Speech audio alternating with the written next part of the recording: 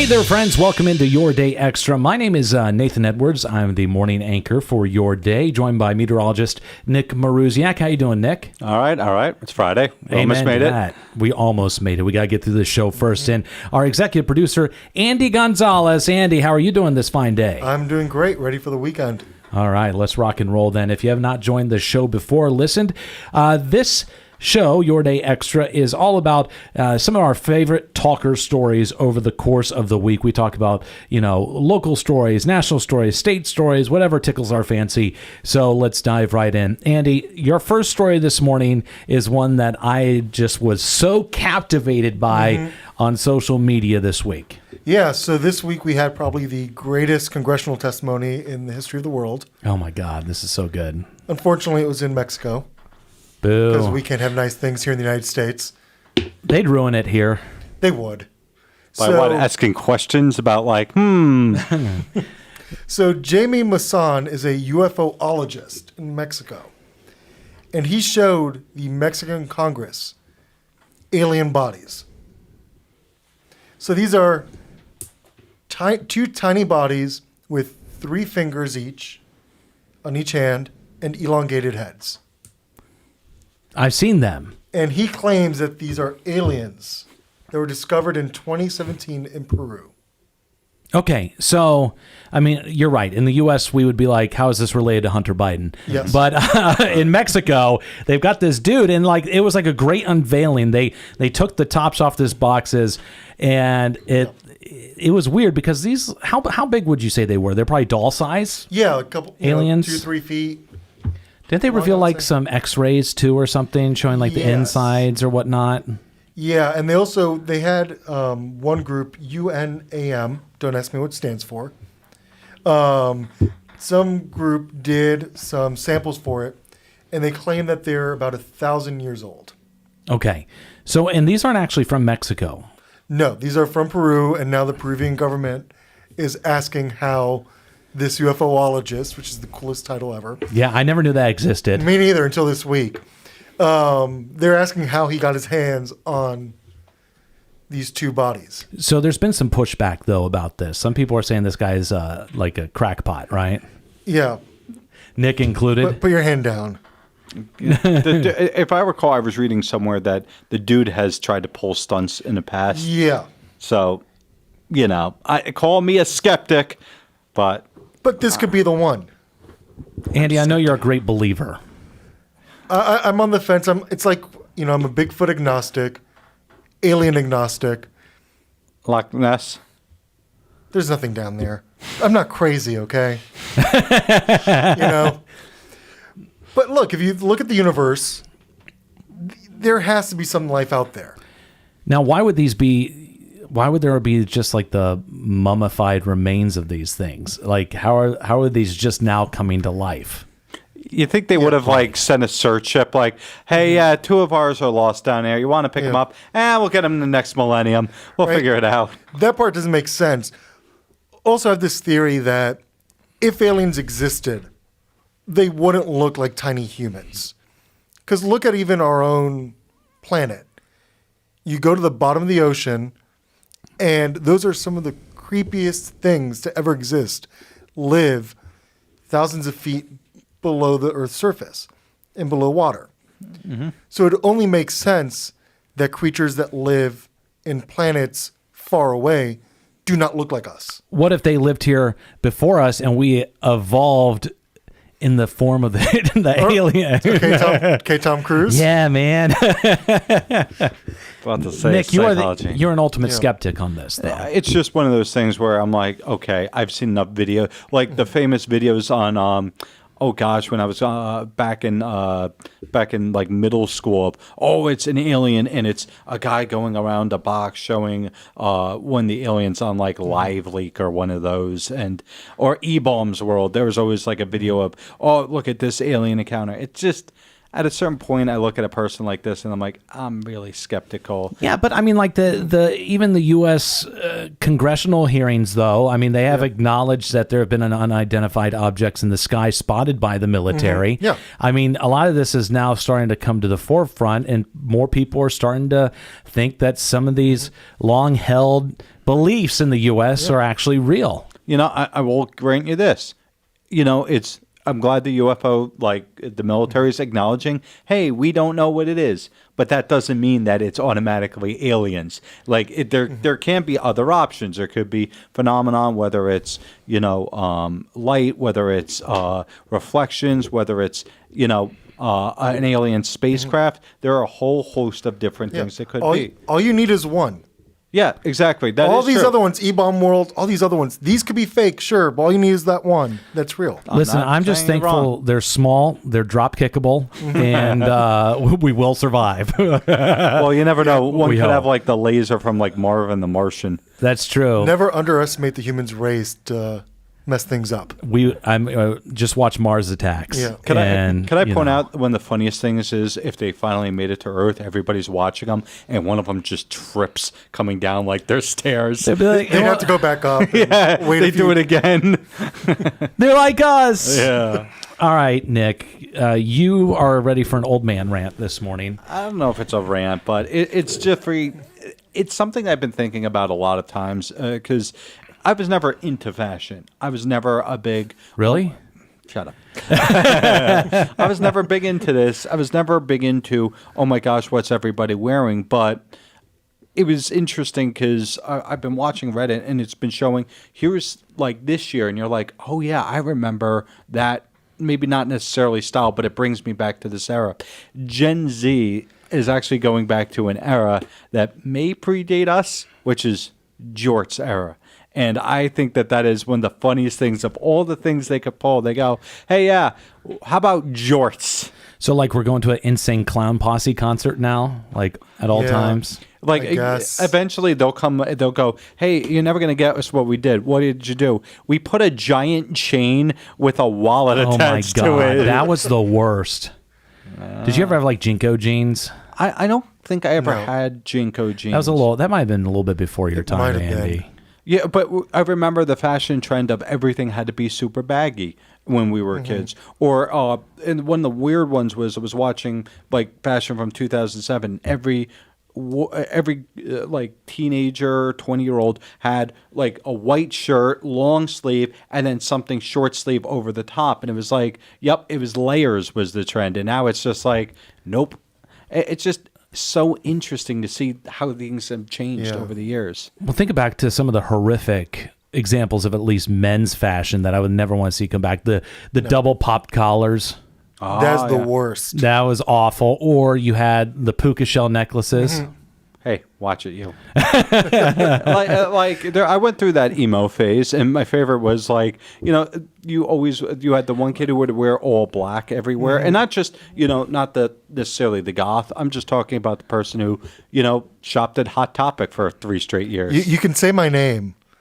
I only wore oversized band shirts and cargo shorts. Hey, Andy, I was there with you in middle school. Like, it was so comfortable. I had so many Simpsons T-shirts. Yeah. Yeah. I'm not ashamed to say that. Simpsons band shirts. You would have, like a cargo pants or, shorts on. I mean, yeah, that does sound about right. It changed for me when I was in high school and I wore a collared shirt one day and I got a compliment from a girl and it was game over. Yeah. It was Collared Shirt Express. And then everybody started calling me Grandpa. I wonder why. I don't know. Maybe it's just my demeanor. I just scream that I eat grape nuts every morning for breakfast. Yeah, I don't know. Gen Z's kind of been fascinating because they've kind of plucked fashion trends from a bunch of different generations. Like I've seen some, they have like the sweater knit polos, like their 70s kind of looking that they've been wearing a lot lately. I've noticed like some 80s and 90s trends. I The think they're high just- hip, Yeah. the basically the jeans that the lowest they go is basically the belly button, Yeah, the high waisted. mom jeans. Yeah. I don't know. It's been kind of fascinating. Then you get the early 2000s where it's like the crop top up to here, where Yeah. it was like, and it's just, that's why I love that article because I was just like, yep, here's another one that maybe we didn't think about or that was back in the 90s and you go, oh yeah, I remember that one. And now it's coming back and you're like, oh, please don't do it like we did. But Don't make that mistake. But don't you feel old? Because I have when a- you were young, though, you heard your parents saying like, oh yeah, this fashion from when I was a kid is coming back. And that's like such an old person thing to say is my old fashion is coming back. So don't you feel old? Because if you don't, you should. I felt old when we were talking about the NSYNC members coming out with their first song in 20 years, Andy. I felt true. old the other day when we were sitting in here and I brought up Cheers, and Milena, who's 10 years my, youth, was like, I don't know what that is. Yeah, it's I feel kinda old. scary. I already do feel old. And you know That's me, true. I'm old man. Like I have old man vibes. And, You do. And it's just one of those things that I've been kind of going through it at least lately. Of, I'm no longer setting trends. I'm now 3, 5, 6, 7 years behind them. So I might as well just comfort down and hunker down until I'm the old man. Comfort down. Yeah. Man, it is a shame that they don't have Kmart still for men like us. Anyways, Kmart fashion was my jam. Anyways, moving on to my story this morning. Okay, so Joe Exotic. Presidential candidate Joe Exotic. Presidential candidate Joe Exotic. Carol Baskin, I'm so angry in prison. Anyways, from Tiger King, you may remember him. He was a phenomenon. He actually wrote a letter to Joe Burrow on official Joe Exotic 2024 Sir Joe letterhead. Burrows. Joe Burrows. He Burrows. said with an S. Joe Burrows. And he said that since, basically Joe Burrow had been, going by, Tiger King on the Bengals or Joe Exotic himself, that he needed to help pony up 20 grand to help pay for Joe Exotic's lawyers to help get him out of prison. Dude, he's trying it all, ain't he? When you have nothing but free time all day, you might as well try grasping at straws. I mean, Joe Burrow didn't do like a mullet. He didn't try to pull off the whole Joe look. No. Exotic look. Maybe you should try that. Maybe they win. Beat the Browns. They won't. Joe Exotic. Did You you have wa- one win and you all of a sudden become Mr. Yeah. Yeah, that's right, man. You're going to hear from me all season long. I mean, like, Joe Exotic, I think we should elect him president. What could go wrong? What? Nothing. I mean, like, we're at a point in America where it's like, let's just try something different. Let's throw things Let's at a take this wall. experiment one step further. Meth for everybody. Can I be honest with you? I never saw the Tiger King because I didn't have Netflix and I just didn't have interest. But I know all the references. I know the story of it, and it's just kind of crazy that this guy keeps himself relevant now. We're 5 years out, 4 years out of like his peak 3? of popular 3. Yeah. I felt He's like the guy you randomly see at Walmart walking without Mm-hmm. pants on. he's got like a Yeah. pet squirrel or a pet raccoon. Yeah. and he gets real angry if you take a photo of him. Leave me alone. I don't need that. Yeah. I just love that show so I much. do. It's a great show. And it came at the right time. Yeah. It was like the pandemic, like we're all depressed, and Joe Burrow brought us, not Joe Burrow. See, look, I got him mixed up now. Joe Exotic pulled us out of Yep. our depression. Exactly. My God. And I will say when he ran for president in 2012, 2016, the first time, he had the greatest ever campaign ad. And if you haven't seen it, watch it. Does he ride a tiger? There's tigers in the background, and it's talking about how he's broke. He is being sued by a woman in Florida. He won't cut his hair. He won't wear a suit. But I'm Joe Exotic. Talks about his 2 husbands. It's great. It has everything you want in a political ad. I mean, like, look, we might be okay with the president in prison. We'll see. Yeah. Anyways, Wow, Andy. you're throwing down some politics. Yeah, you are. No, I'm saying Joe Burrow, This right? is a no politics. Exotic. This is not a no politics. I'm not talking about. I don't know what you're talking about. Anyways, Okay. Andy. So this is a story that might be of high interest to Nick Yes. specifically. Mm-hmm. 'Cause He's regretting coming on this. If you've tried everything, looking at you, Nick, if you've tried anything and you're still single, Is this an intervention? Is this what's going on? don't worry, you'll get a stand-up special at the end of it. So Carolina Geitz, a 29-year-old woman from Brazil living in New York, she's been single for a while, so she decided to do something about it. She carried a sign throughout Manhattan saying, "Looking for a husband." And it worked. Or Sort it of. seems like it. After 30 minutes, she got a guy's number. She was tired of the dating apps, said, I'm going to put this sign out there. Maybe the universe will see it and give it to me. We're going to send Nick to Speedway At the Limp Bizkit concert. with a sign that says "Looking for a wife," and we will see what happens. The same thing that's going to happen. Someone's going to stop by and go, oh, that's pretty funny. Give me a number, and it's the rejection hotline. Or, you know what? Can you imagine being that Do guy? you know that by heart at this point? Hi, it's me again. Hi, Nick. Yeah, we know this routine. Do we have to repeat the whole spiel? I appreciate it, yes. I mean, we could take new pictures for your Hinge profile if you're holding up a sign that says "Looking for a wife." Oh, boy. My wife. You know, I'll say it this way. The dating apps have led to this because I think something like 80% of them are owned by like the Match Group. So, and then the other one is owned by Bumble. And they're all getting to the point where it used to be, okay, hey, for a month to move yourself up, it was $3.99. Now some of them are like $80 for a month to move yourself up or to access features. It is crazy expensive. So why not stand in the middle of a large city block with a sign that says "?date me"? You know? I mean, I get it. Yeah. I mean, I haven't been dating for a long time. I mean, I scored my wife before the dating apps even existed. Okay, and did it the old-fashioned way. Yeah, we're friends, but I don't know. Is it? I mean, it's probably harder nowadays to do it that way. Yeah, I think meeting people organically has gotten harder. I read recently on Reddit someone saying that, some guy came up to me and started talking to me at a bar. How creepy! Like, yeah, that meeting people organically now is viewed as creepy. We're at the point where online dating is the norm, and meeting in real life it's kind of sad. Is the weird way to meet people. Yeah. Yeah. And there's a lack of third places, too. It used to be back where everybody would go to their neighborhood place. You would all meet up. You all knew each other, and you could all vouch for each other. And now it's, you go on the app, and the next thing you know, it's like, well, I'm going to take a risk that this person's an axe murderer or, just a crazy person. I mean. Or Nick Maruziak. There are a lot of worse things than me. Like, crazy person, axe murderer. Well, that's basically it. Yeah, those two things. That's it. It's interesting because I started reading into this, and there's one woman is offering $5,000 to anyone who introduces her to her husband. Wow. Then there's another trend of women wearing fake engagement rings, hoping to get a husband, which seems counterintuitive to me. But it might be like this.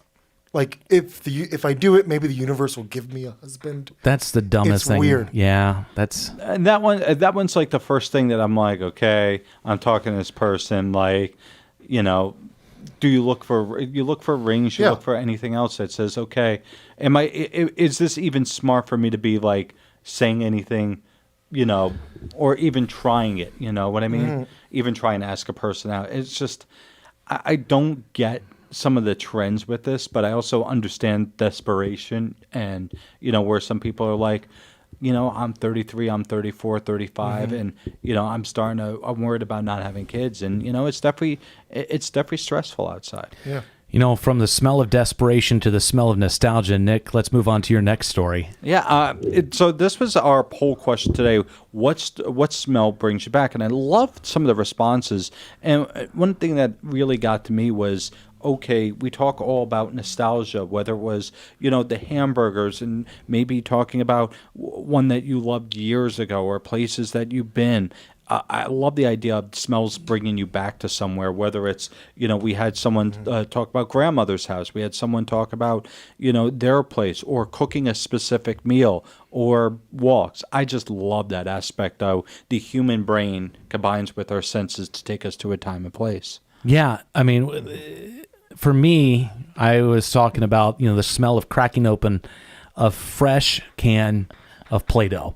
And that's a great smell. It is a great smell. I hadn't smelled it in years, but now that I'm thinking about it. Yeah, that's what I was thinking. It's like, I remember childhood. You pop that thing, you go, oh, yeah. It's great. And what's funny is like, I remember whenever we open a new can of Play-Doh with my kids, it instantly pops into my head watching the TV show Dinosaurs. Yeah. With like the not the mama, dinosaur, because that's what we did. We watched that show. We played with Play-Doh. We hung out at the house, and I remember like all the different molds we had and stuff, and it's kind of good. I also get a similar smell when I open it's weird, but like the smell of the plastic with Legos. I have these big bins of Legos, and we open it up, and they have a distinct smell to them. Yeah. It's weird. That's great, but there has to be something scientifically where the sense of smell is super tightly linked to memory in the brain. I think it is. More so than the others. I think that's true with food. Sometimes food isn't necessarily. I think this is why people don't think sometimes, like when they go to a restaurant they have been to in years, they're like, it's not what it used to be.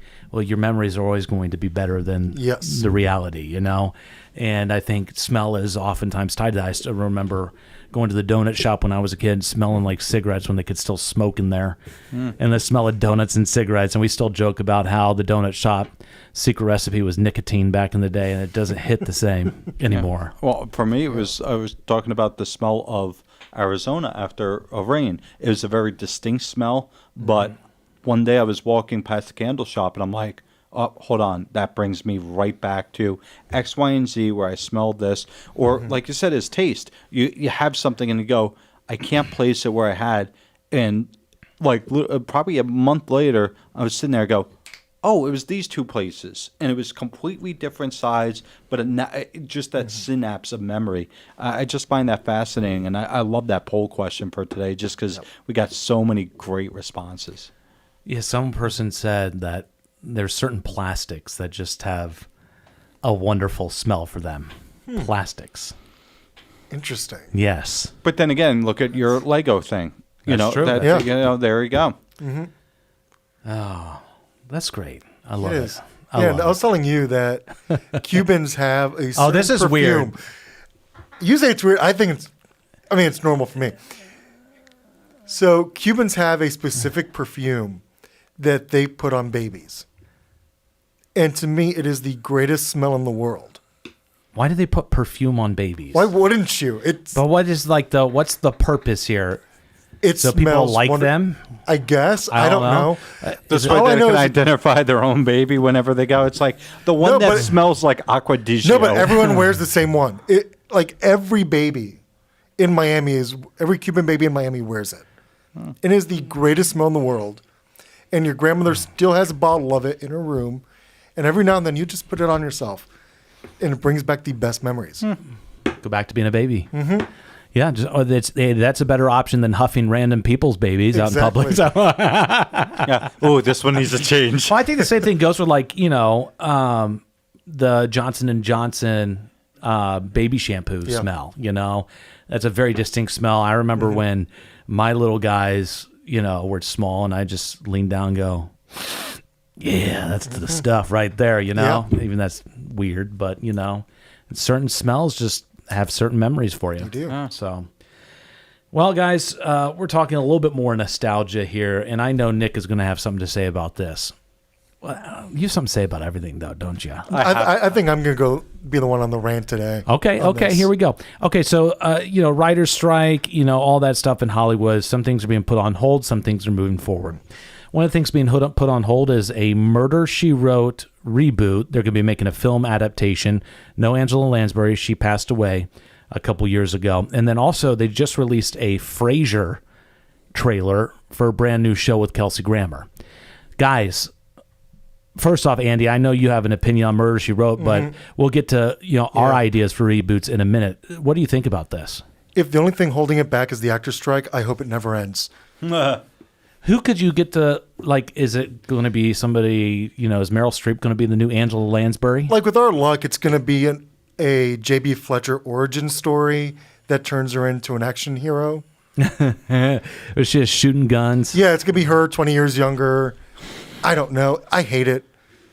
You do not mess with perfection. And Angela Lansbury as J.B. Fletcher is perfection. Well, that's just like CBS a couple years ago. They tried to reboot the Magnum PI show. They tried to reboot MacGyver, and I'm just like, why? I'm like, you're not going to be able to replicate the magic because it was so new, it was so fresh when it came out. And I mean, it's just nostalgia bait is pretty much all it is. It is. And you think about it, like I used the example of Gilligan's Island. Some of that stuff can't hold up anymore because of the technology so different. How are you going to have MacGyver not pull out, a little cell phone walkie-talkie? You go back to the James Bond movies. Oh, he's got a literally a wristwatch that he could talk into, and now everybody has it. It's not special anymore. Yeah, exactly. So, it's how are you going to reimagine it for today's century without losing it? And that's a very hard line to not do. Yeah. I don't know if you guys have ever seen Get Smart. Yeah. This old TV show is about a spy, and his shoe is a phone. Well, now you have it in your pocket. But when they remade it with Steve Carell, he still had the shoe phone, which makes no sense. It made no sense. So what is there any oldie goldie, TV show that you would reboot or like to see rebooted? With the same, could I keep the same cast? If they're alive. I would be interested to see like a Dick Van Dyke Show remake, even though the only person still alive from that cast is Dick Van Dyke. It's amazing. Yeah. He's really old. He is. But he's still charming. He is. I know. I can't think of one off the top of my head.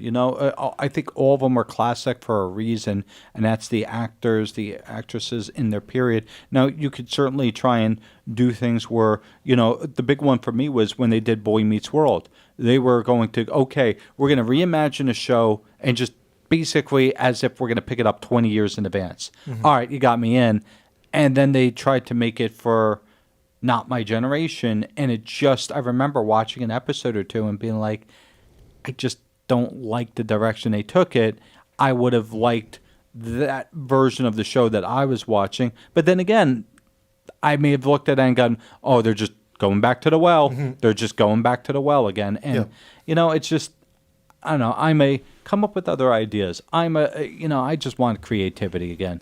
Give me something different. Don't give me, The Sopranos, where he, It was the origin story. They did that movie. Yeah. Or the opposite, where it's like following after the scene in the restaurant. No, that's a perfect ending. Just there is a certain point where it's okay to leave things. It's okay to go, I'm not going to actually, touch this. It's art. Well, with the Frasier one, I was just watching the trailer before it, and it said something like New City, which first off, Boston is not a new city for Frasier Crane.